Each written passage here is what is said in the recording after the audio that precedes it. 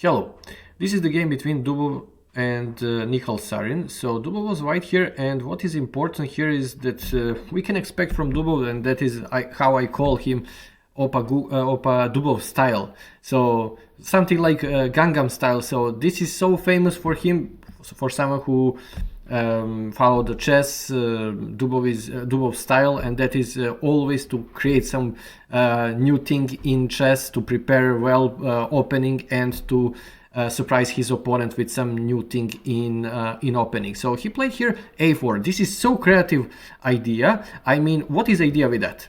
Idea is, of course, we can see that white castle already on the king side, but we can't expect that black will castle on the opposite side. That is something what normal player won't play, because there is no pawns who can hide the king. So only thing what we can expect here is to castle on the king side. But now with a4, white wants to bring the rook on the king side. So practically it will be the same, like that the white king is on the different side, or maybe he is still in the center, because there is a rook who is on h file, and he's doing some job like what is the same when white castle on opposite side, or maybe just keep the king in the center. So this is so powerful thing, especially on blitz game or rapid game, when your opponent doesn't have too much time to think. So with new thing in opening, and with really strong and held idea, you can surprise him, and he won't be able to think too much and to find a perfect answer for that. So black decided to capture here, which is probably the best thing what he can do, and after rook a4, bishop e7, he wants to castle, which is normal thing. But now rook d4, and here we are, we can bring the rook on the king side.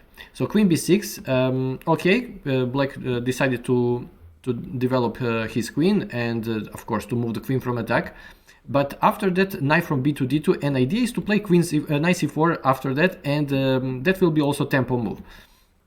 So knight c6, black attacking the rook, so rook h4. We already know where we want to go with that rook, so that is final destination is on h4. And black played bishop b7. Both players practically played the best moves here, and also I didn't tell you that with the pawn on e6, Dubov knew that when he started the game with a4, that black won't have too much pieces who can defend the king, because especially light square bishop could be some potential powerful piece to protect the area next to the king, but not the black dark square bishop.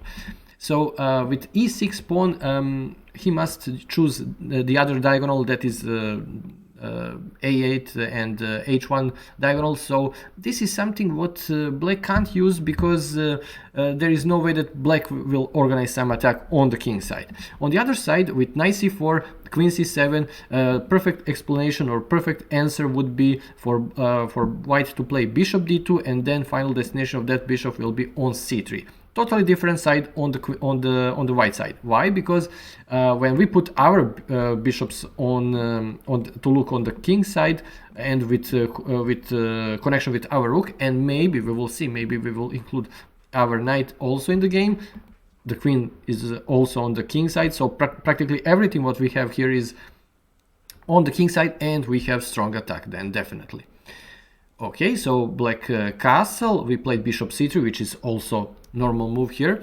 What is the difference between b3 and bishop b2? When you play b3, then the pawn is practically not defended there, and we can maybe play bishop b2, but the pawn will be exposed to attack. So why to play that when we have bishop d2, bishop c3, bishop is protecting that pawn, and the pawn is protecting him. So practically everything is perfect on the queen side.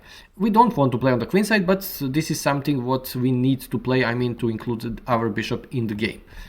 And then g6.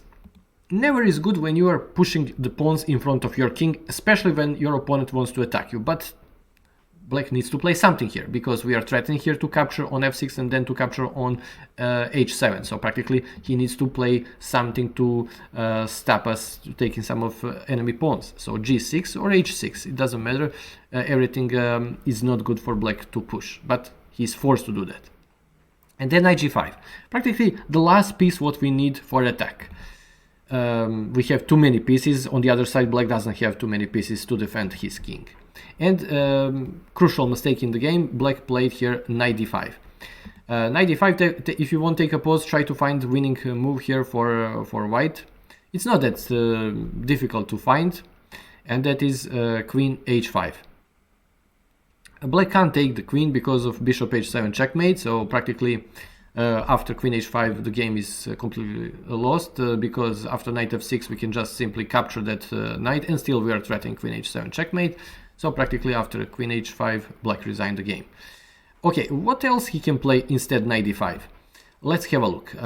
Also I need to tell you that we can consider that queen h5 is kind of Operation Blitzkrieg. If you want to check my previous videos with Operation Blitzkrieg, when it's time for that.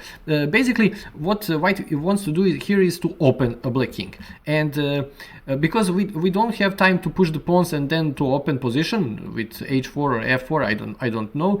So the perfect way how we can open position is when we sacrifice something. When we sacrifice something, I'm calling that Operation Blitzkrieg. Check my previous videos, and you will see, and you will learn a lot from Operation Blitzkrieg. And okay, so what else black can play here? For example, if he plays something like rook from f to d8, we can immediately sacrifice the knight on h7. Okay, it's not sacrifice because he can trade, but then we can sacrifice the rook. And when he takes that, of course, we have queen h5, queen h8 checkmate. So practically he can't take our rook.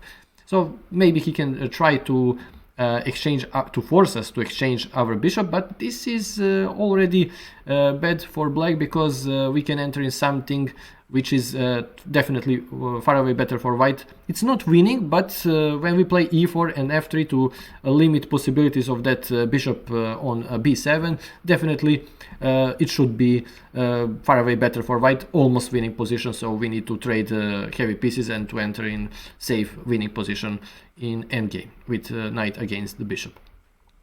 So this is something what could happen here. The other way maybe rook from a to d8, but then we can play knight h7 again, and when we trade that, he must close that diagonal, dark square our dark square bishop, but we can return the bishop, the rook on h3, and still we have one pawn more, still we can continue to attack, and this is definitely better position for white. So with one really nice move, a4, he completely confused, I think, his opponent, and that is how he won this game. Thank you if you enjoyed this game, and see you in the next video. Bye bye.